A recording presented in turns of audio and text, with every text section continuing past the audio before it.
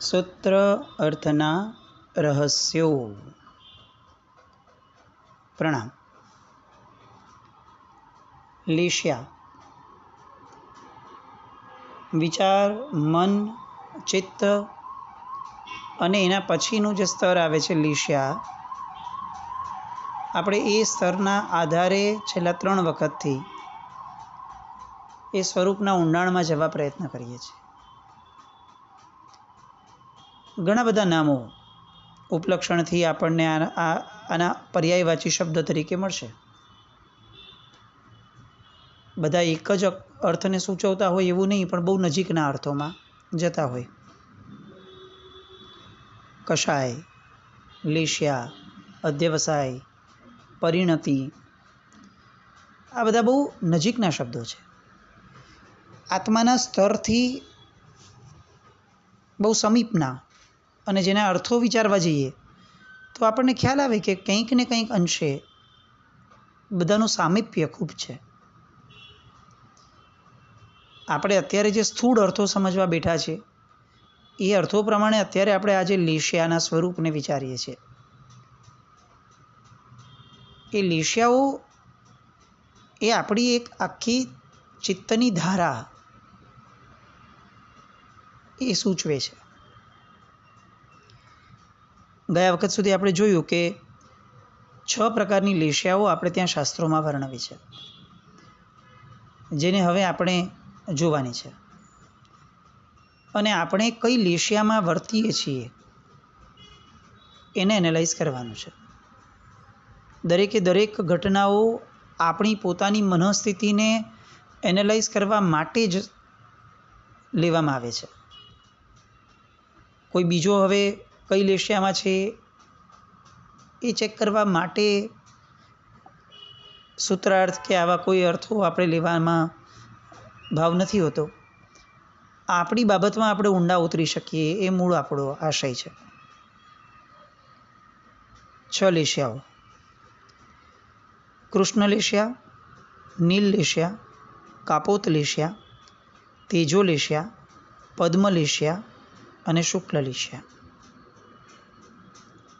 6 શાસ્ત્રો કેટલી હદ સુધીના માઇન્યુટ વિષયોને આપણા સુધી પહોંચાડે છે. અતિન્દ્રિય કહી શકાય, ચર્મચક્ષુથી જોઈ જ ન શકાય એવી બધી વાતોને શાસ્ત્રોએ આપણને આપણી સમક્ષ છતી કરી દીધી. આપણે એક એક્ઝામ્પલ લઈએ.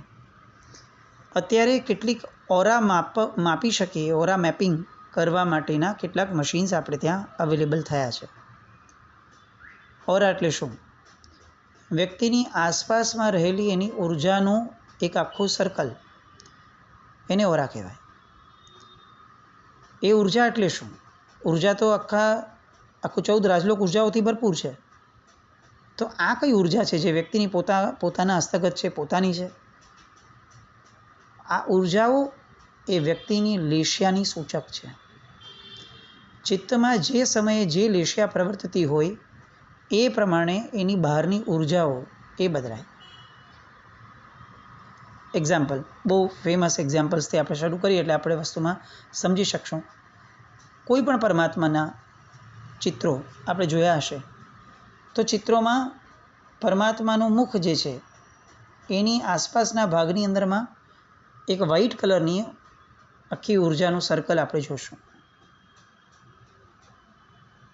આ વ્હાઇટ કેમ?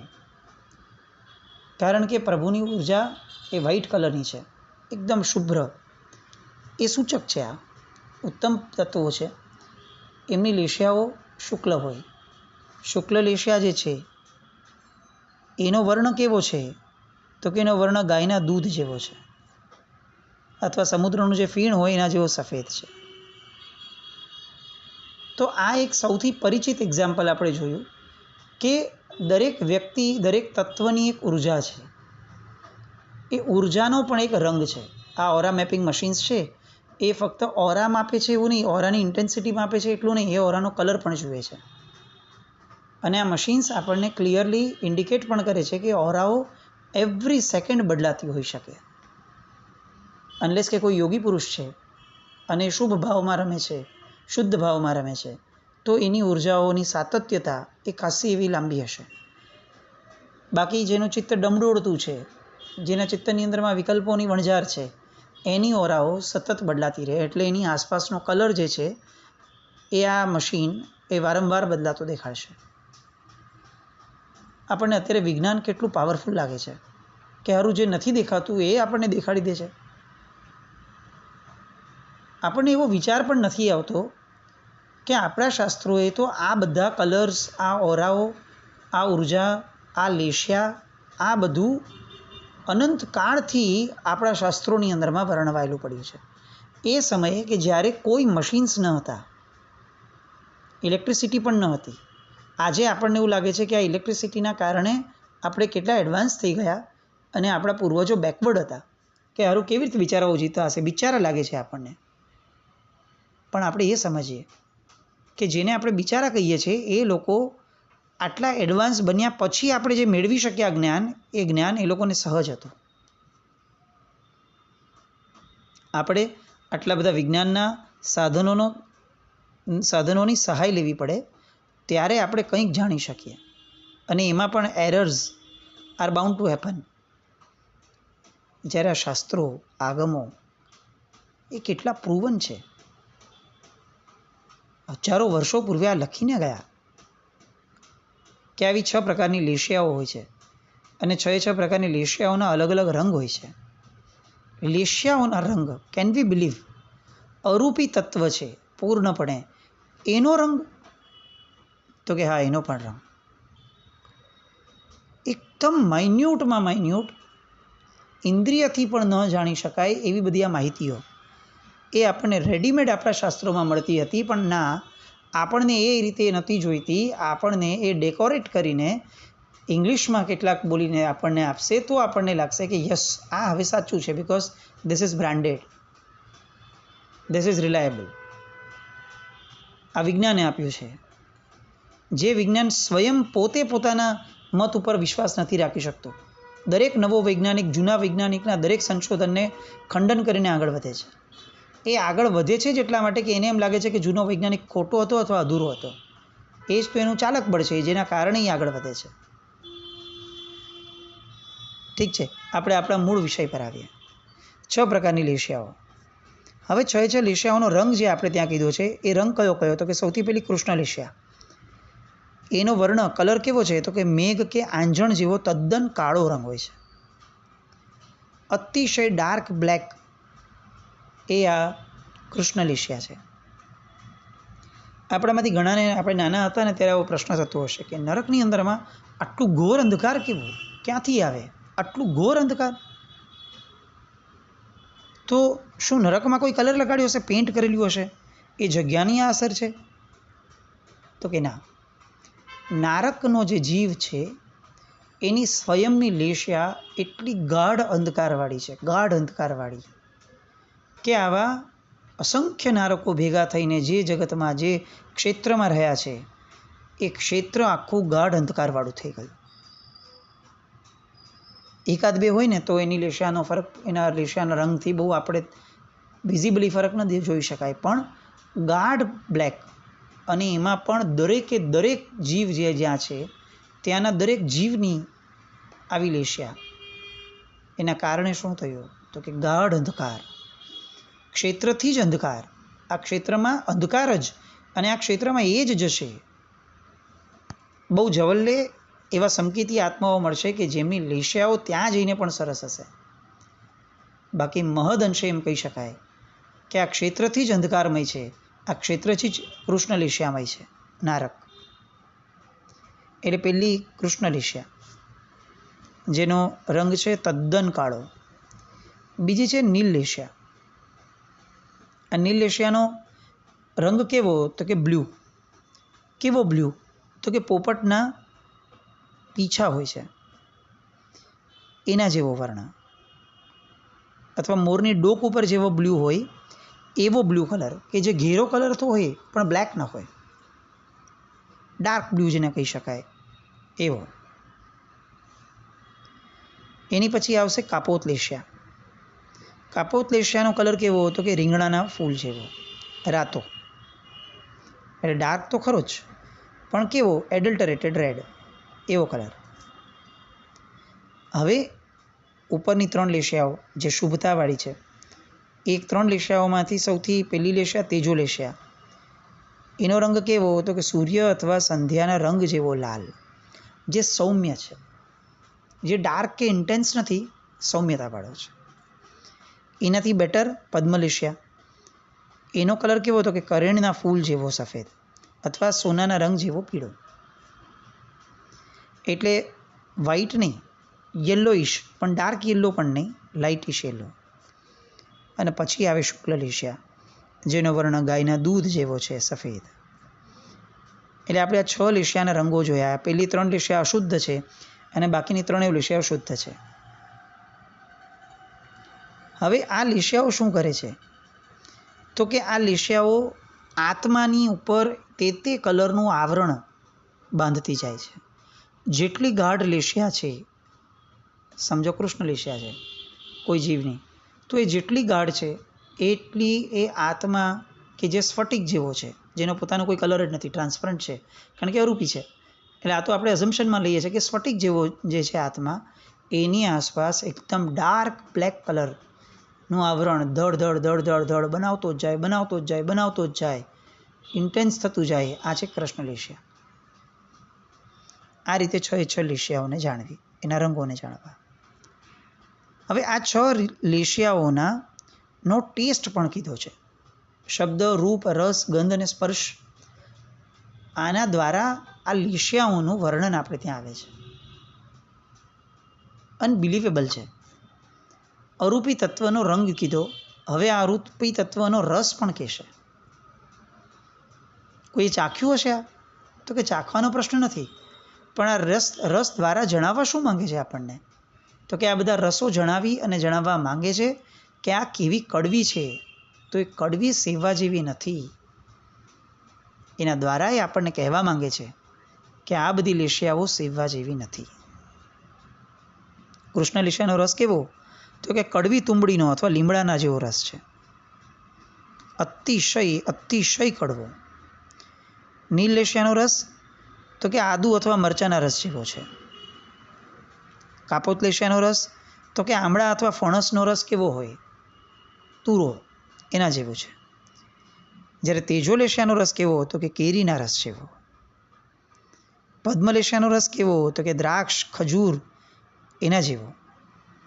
અને શુક્લ લેશિયાનો રસ કેવો તો કે સાકર, ગોળ, ખાંડ કે શેરડીના રસ જેવો મધુર. આ એનો રસ.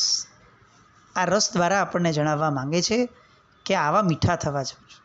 જેમ જેમ લેશિયાઓ સુધરતી જશે તેમ તેમ જીવનો પોતાનો રસ જે છે, એનો સ્વાધીન રસ, એ મીઠાશ તરફનો જતો થશે. પહેલી 3 લેશિયાઓ જે છે એની ગંધ કેવી તો કે ઘણી દુર્ગંધવાળી, મલિન છે. અને એનો સ્પર્શ કેવો તો સાવ લુખ્ખો છે. જ્યારે આગળની જે 3 શુભ લેશિયાઓ છે એ સુગંધવાળી છે, નિર્મળ છે, અને એનો સ્પર્શ પણ સ્નિગ્ધ, કોમળ અને ગરમ છે. આ થયા શબ્દ, રૂપ, રસ, ગંધ, સ્પર્શ. હવે લેશિયા, આ 6 લેશિયાના પ્રકાર આપણી દ્રષ્ટિએ આપણે કઈ લેશિયામાં છે,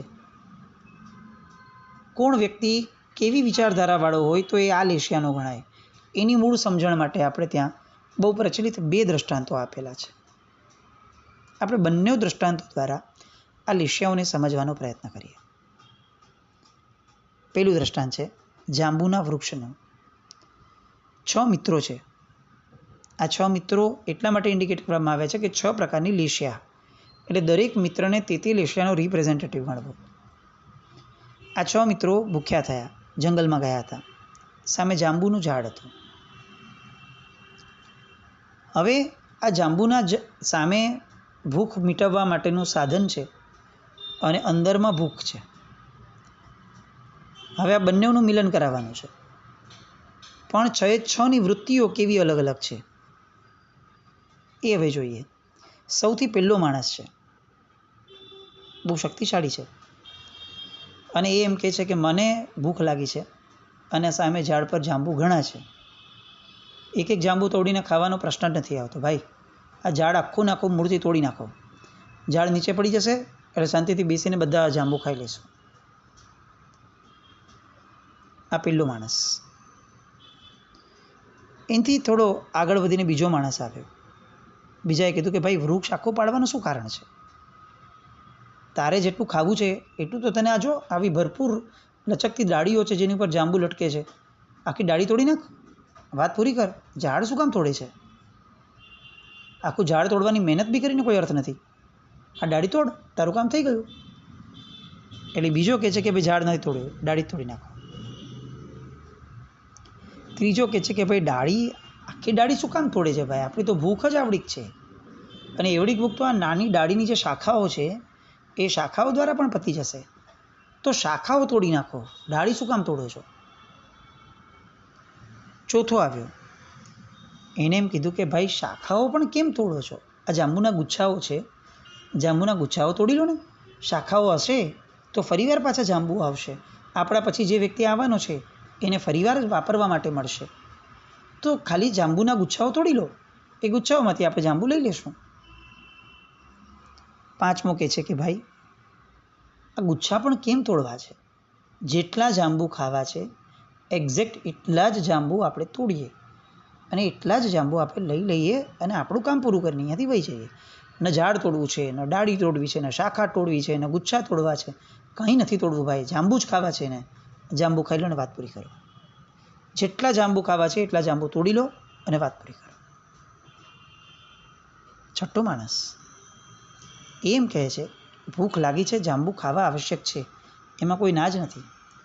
કોઈ આપણે ઉપવાસ કરીને અથવા ભૂખ્યા રહીને જીવવું છે એમ વાત નથી કરતો.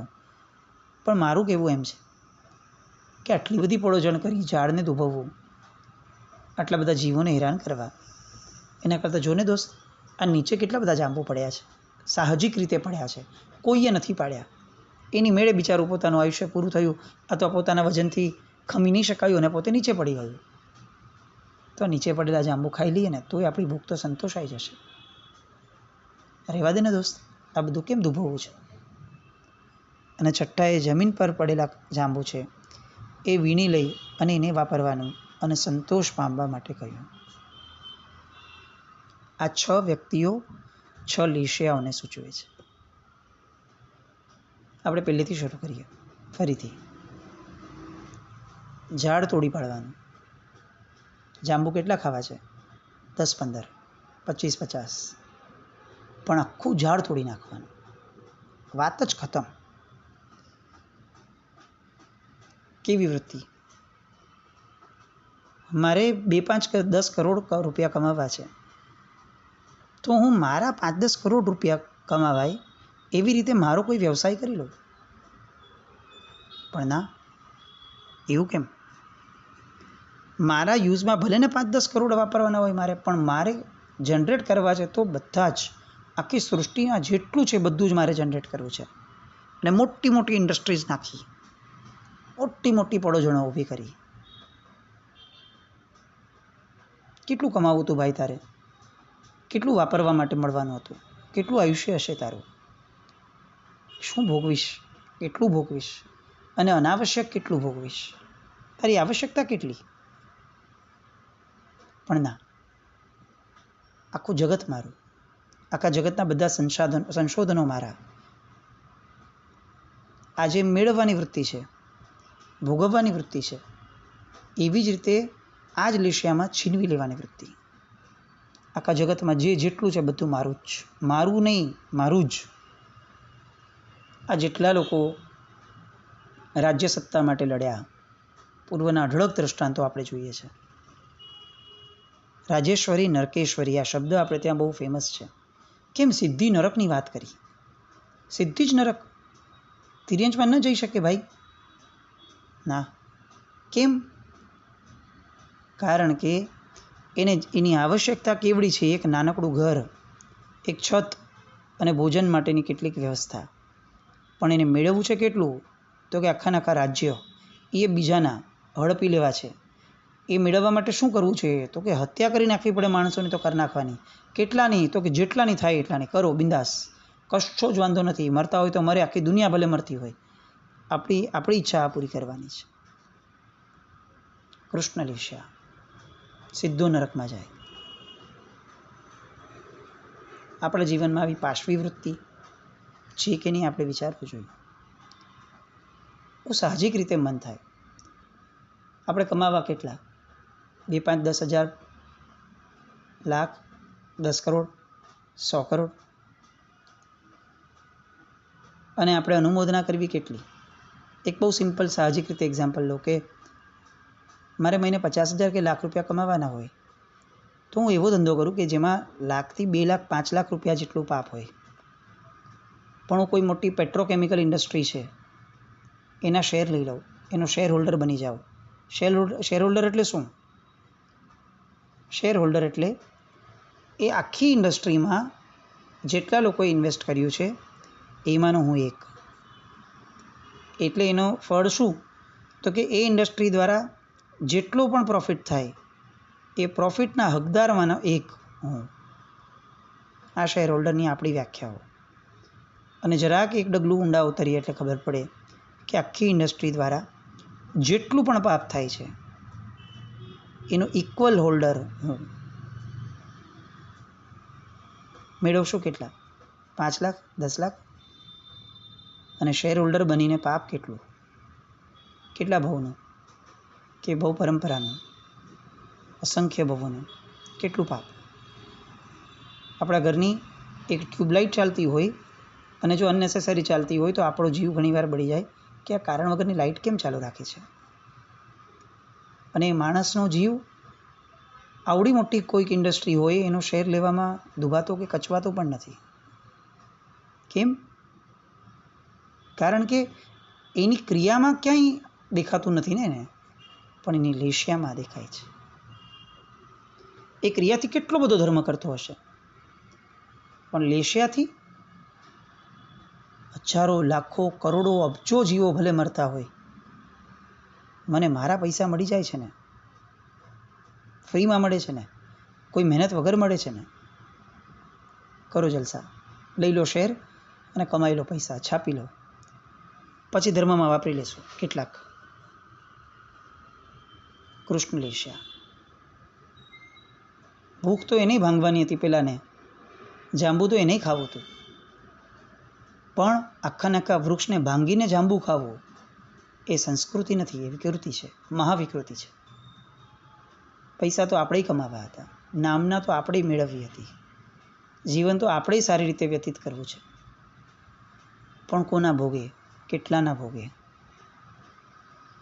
એ વિચાર્યા વગર જો આપણે આમ જીવન જીવશું તો ક્રિયાથી કદાચ આપણે ધર્મી છીએ, પણ લેશિયાઓથી આપણે શું છે એ જ્યારે નક્કી થશે ત્યારે એના પરિણામ જે આવશે એ સાંભળીને આપણે કંપારી છૂટી જશે.